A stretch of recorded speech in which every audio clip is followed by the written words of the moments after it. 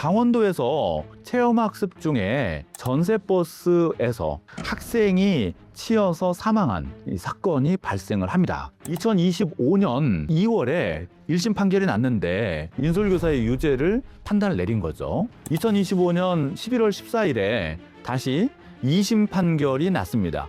여기에서도 교사의 유죄를 판단했어요. 그 당시에 선생님들 다들 좀 충격을 받으셨던 것 같아요. 체험학습을 가는 게 이렇게 무서운 일이었구나라고.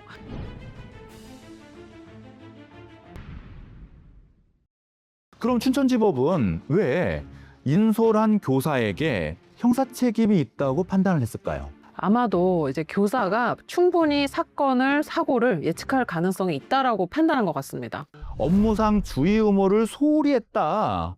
그리고 이것이 학생 사망 사건에 결과에 영향을 미쳤다. 이게 이제 법원의 판단인 거죠. 예측 가능성의 근거로 뭐를 제시했는지 한번 살펴보도록 하죠. 자, 버스에서 내렸어요. 정차된 상황에서 23명의 아이들을 선두에서 인솔교사가 이끌고, 그리고 이제 후미에는 이제 보조교사가 있었던 거죠. 그래서 이제 인솔교사가 처음에 딱 뒤를 보고, 자, 이제 대호 이탈하지 말고, 그리고 이제 잘 따라와라. 라고 이제 돌아보고 한번 한 다음에, 그 다음에 사고가 발생했을 때, 그때까지 한 번도 돌아보지 않았다. 아이들이 그 사이에 뭔가 대호에서 이탈할 수도 있는데 이게 예측이 가능하지 않냐? 그런데 왜 한 번도 돌아보지 않았냐?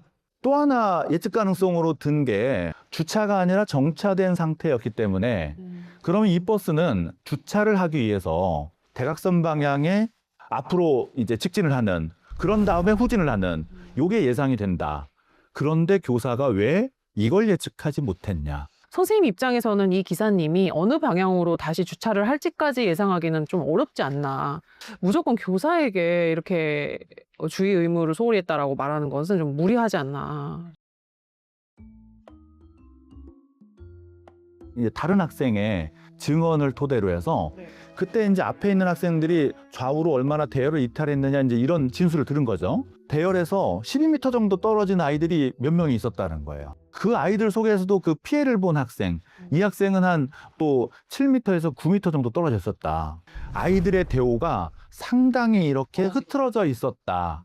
이거를 좀 돌아봤어야 되는 거 아니냐, 지금 이 얘기도 좀 하고 있는 거거든요. 그런데 이제 당시에 또 누가 있었어요? 뒤에 보조교사가 있었죠. 뒤에 후미는 보조교사가 있으니까 만약에 대우가 너무 흐트러진다든가 아니면 뒤에 너무 처지는 아이가 있다든가, 그러면 앞에를 멈추라고도 할 수 있고 아이들을 이제 추스려서 대우에서 이탈하지 않게 할 수도 있고 선생님한테 도움을 청할 수도 있고, 선생님은 이런 생각을 했을 수도 있다는 거죠. 뒤에 보조교사가 있다 보니까 조금 안심한 게 있지 않았을까. 그 부분이 너무 안타깝습니다.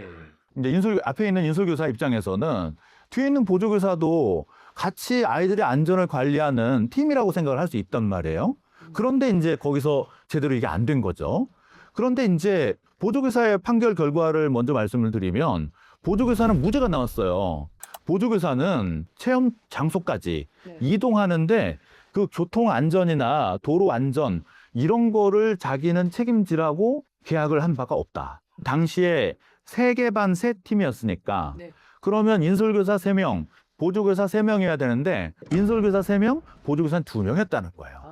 반마다 1명씩 다 있어야 맞는 거 아니냐. 근데 2명만 있는데 어떻게 이게 뒤에서 후미를 담당하라고 하는 역할을 내가 받았을 수가 있겠냐. 법원이 그걸 받아들였어요. 인솔교사는 뒤에 보조교사가 있으니까 좀 봐주겠거니 하는 생각도 했을 수 있죠. 그렇죠. 네. 그런데 나중에 알고 보니까 그 사람은 책임이 없는 사람이었던 거예요. 어떤 것들이까지 교사가 해야 되나요? 제가 기억나는 건 몇 가지가 있는데, 가장 떠오르는 것은 뭐 아침에 버스 타이어 공기압 체크, 그리고 또 그 음주 측정 이런 것도 있고요. 운전기사 음주 측정까지도 해야 된다. 그래서 아침에 아이들을 줄 세워서 인솔하기도 바쁜데 해야 할 체크리스트가 너무 많습니다. 초등학생 23명을 인솔하는 거 어느 정도 상황인가요? 솔직히 말씀드려서 부모님들도 한두 명의 자녀를 데리고 어디 나들이 가시면 아실 거예요. 아이 한두 명도 통제하기 어렵습니다. 그런데 23명의 초등학생이요? 엄청난 일입니다. 그 아이들의 기분을 상하지 않게 즐겁게 유지시키면서 또 안전까지 책임진다는 것은 선생님이 엄청난 에너지가 드는 부분이기 때문에 이런 사건은 또 일어날 수 있다라는 생각을 합니다. 또 이제 교육청에서 얘기하는 가이드라인 내지는 매뉴얼 북이 또 있는 거죠. 네, 그렇습니다. 그래서 네. 선생님들은 사실 이런 것들이 좀 힘들고 혼자 몸으로 다 해야 된다는 게 너무 부담인 거죠. 2심 재판부에서도 교사의 이 주의 의무 소홀 책임이 있다고 인정을 하고, 그리고 그것이 아이의 사망에 영향을 미친 것이 인정된다. 이래서 이제 유죄다라고 판단한 거죠.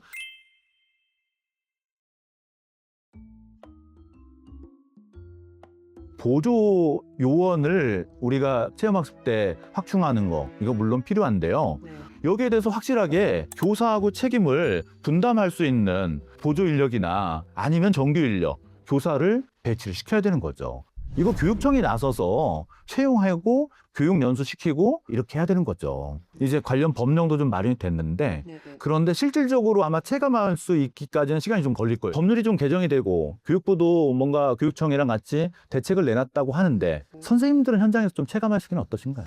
사실은 크게 변한 게 없고요. 안전 문제로 인한 법적 소송이 벌어졌을 때 도교육청에서 책임지고 이거에 대해서 책임을 져주신다면 선생님들도 좀 마음을 안심을 하고 아이들을 더 안전하게 인솔할 수 있지 않을까. 사실 이런 문제들이 있기 때문에 국회에서도 법률을 개정했어요. 학교안전법 10조를 개정을 했고요. 학교장과 인솔교사는 교육활동 중에 발생한 사고 및 위급 상황에 대해서 안전사고 관리 지침에 따라서 즉시 안전조치하고, 그 다음에 즉시 보고도 하고, 이러한 조치와 지침을 다 준수했다. 그렇게 되면 이 안전사고와 관련해서 민형사상의 책임을 면책하겠다 하는 규정을 넣어놨습니다. 그런데 부칙에 이 법이 시행된 2025년 12월 2일 이후에 발생하는 안전사고부터 적용한다. 그러니까 사실은 강원도 사안이나 이런 경우는 여기에 또 해당이 안 되는 그런 측면들도 있는 겁니다.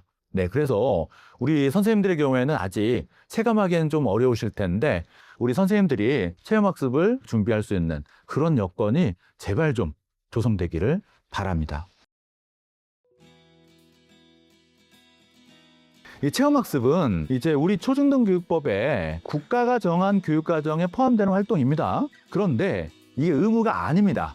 학교장이 교육상 필요가 있다고 인정할 때, 그때 이제 교외로 나가서 체험학습을 하는 등의 활동을 할 수 있는 거죠. 사실 체험학습이 제대로 안 이루어지면 피해는 우리 아이들에게 갑니다. 지금 교육감님들, 그리고 또 이제 앞으로 당선될 교육감님들, 체험학습 중에 안전사고 예방과 안전사고와 관련된 여러 가지 이 책임 문제, 지침, 요것들을 진짜 학교 현장 실정에 맞게 현실적으로 교사가 할 수 있는 범위까지만 정해두시고 교육청이 책임을 져달라는 얘기입니다. 안전사고와 관련해서 물론 부모님들 입장에서 저도 자식 키우는 입장이니까 우리 아이가 학교에서 다쳤다, 학교 아니라 어디서든 다쳤다 그러면 속상하시죠. 학교 체험학습 중에 발생한 사고라고 해서 무조건 교장과 교사에게 책임을 묻거나 책임을 지라고 요구해서는 안 됩니다. 이 점을 우리 학부모님들도 알아두시면 좋겠습니다.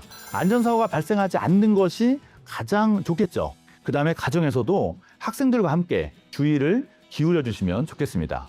오늘은 학교 체험학습 중 안전사고 발생 시에 하급심 법원의 판례와 그리고 여기에 대한 대응에 대해서 함께 살펴봤습니다. 교사는 자신의 책임과 권한의 범위를 명확하게 이해하고, 교육부와 교육청은 그들이 해야 될 일, 학교 현장에 지원해줘야 될 역할과 책임을 명확히 알고, 우리 학부모님들도 함께 이 상황을 공감하고 해결 방안을 고민할 수 있는 그런 시간이었으면 좋겠습니다. 감사합니다.